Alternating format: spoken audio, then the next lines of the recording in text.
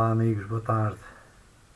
Hoje eu gostaria de terminar aquilo que vos prometi no último vídeo, ou seja, falar-vos da terceira coisa, a terceira realidade que uma vez lançada não volta atrás, uma vez perdida não volta atrás.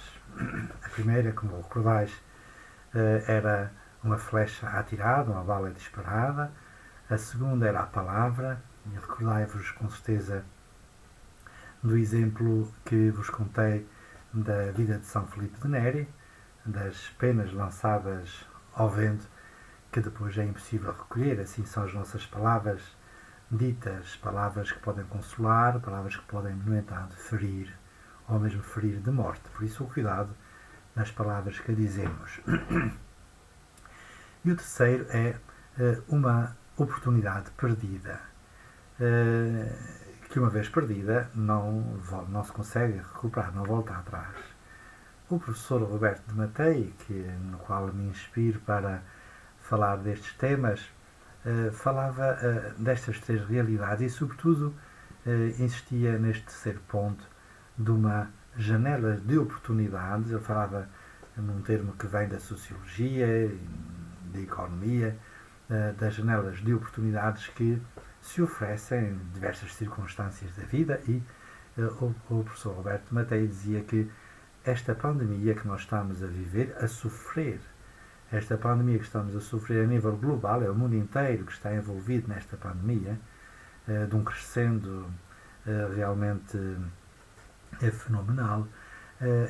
Ele dizia que esta pandemia deve ser uma janela de oportunidades. Com certeza que muitos aproveitam desta janela de oportunidades oferecida pela pandemia para ter lucros, mas ela referia-se naturalmente como um historiador da Igreja e o homem que se preocupa da teoria da história, que esta janela de oportunidades devia ser utilizada pela Igreja no bom sentido do termo, porque a pandemia oferece-nos a possibilidade de pensarmos em realidades que de outra forma nós teríamos ou não teríamos oportunidade de o fazer com tanta insistência, sobretudo este tema da morte, o tema da escatologia, o que se segue. Nós temos assistido aqui em Portugal e no mundo inteiro números preocupantes de pessoas que morrem fruto, como consequência desta pandemia, e morrem na solidão maior, em que as pessoas não podem participar nos funerais, despedir-se dos seus entes queridos. Pronto, é uma situação em que se sofre terrivelmente, e este sofrimento toca-nos a todos. É uma janela de oportunidades para pensarmos nestas coisas. Ora, a sociedade contemporânea é uma sociedade, podíamos assim dizer, do prazer, uma sociedade do conforto, ou que procura o conforto, e de repente vê-se confrontada com esta situação que põe em causa tudo isso. Pronto, é uma janela de oportunidades para pensarmos seriamente nisto. E então, diz o professor Roberto Matei, recordando uma tradição espiritual que ainda sou desse tempo, ainda me lembro de ter rezado as ladainhas, nas quais nós pedíamos a Deus que nos libertasse de três grandes flagelos.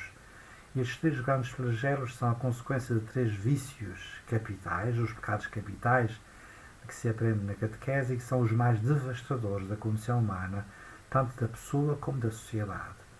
E esses três vícios são a soberba, a avareza e a luxúria.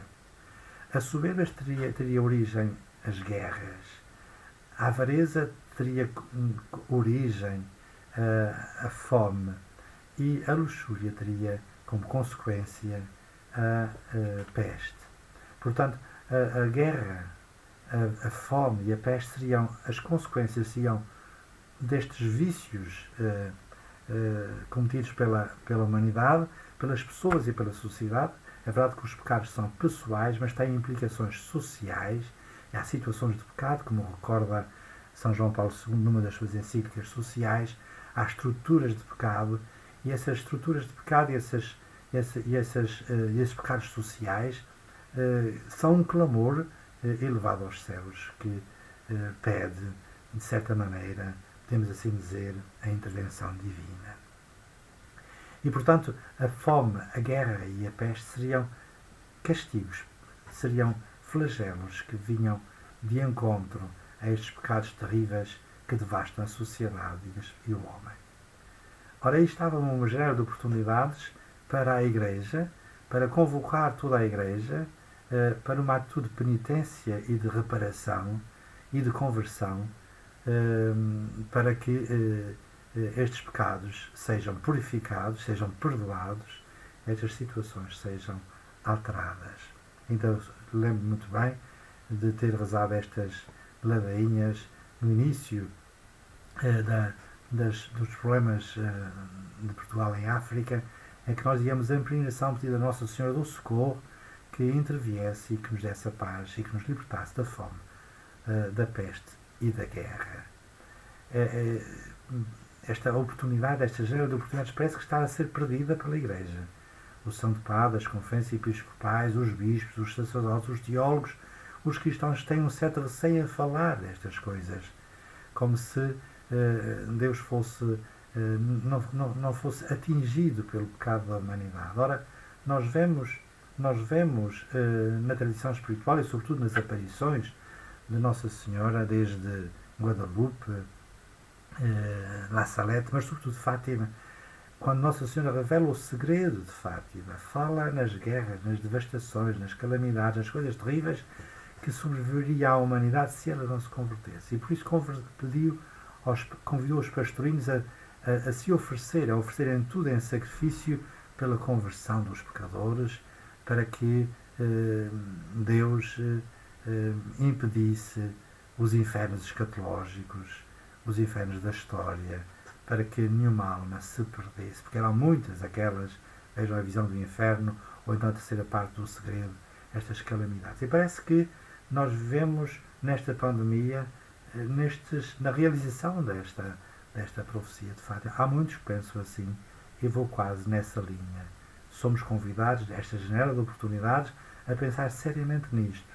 Pode estar a acontecer aqui aquilo que Nossa Senhora tinha previsto em Fátima, e a forma de contradizer não é só a vacina é importante, os confinamentos talvez tenham também a sua importância, tudo isto pode ter a sua importância para a saúde pública, mas o mais importante é a saúde da alma, esta saúde de que a nossa sociedade, o homem do nosso tempo tem necessidade.